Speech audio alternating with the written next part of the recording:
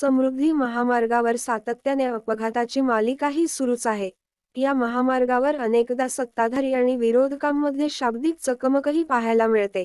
यावर आता नाना पटोले यांनी पुन्हा एकदा सरकारला घेरण्याचा प्रयत्न केला आहे. समृद्धी महामार्गासाठी 75 कोटी रुपयांचे कर्ज घेण्यात आले आहे.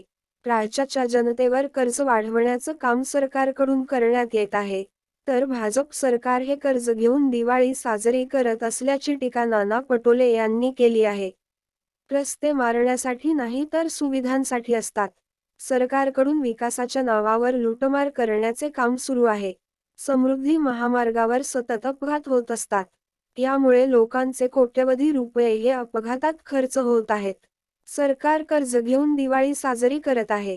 रस्ते हे लोकांना मारण्यासाठी नसतात तर ते सुविधांसाठी असतात, असा घणाघातही नाना पटोले यांनी यावेळी केला. प्रकाश आंबेडकरांच्या गुगलीवर पटोलेंनी बोलणे टाळले. भाजपा जातीय आधारावर सार्वजनिक पुजारी नेमण्याचे धोरण बदलणार असेल तर आम्ही त्यांच्यासोबत राजकीय समझोता करायला तयार आहोत, असे जाहीर करत वंचित बहुजन आघाडीचे नेते ॲड. प्रकाश आंबेडकर यांनी नवी गुगली टाकलेली आहे. प्रकाश आंबेडकरांच्या या विधानाची राजकीय वर्तुळात चांगलीच चर्चा होत आहे. प्रकाश आंबेडकरांच्या या विधानावर पत्रकारांनी नाना पटोले यांना प्रश्न विचारला असता प्रतिक्रिया देणार नसल्याचे पटोले म्हणाले.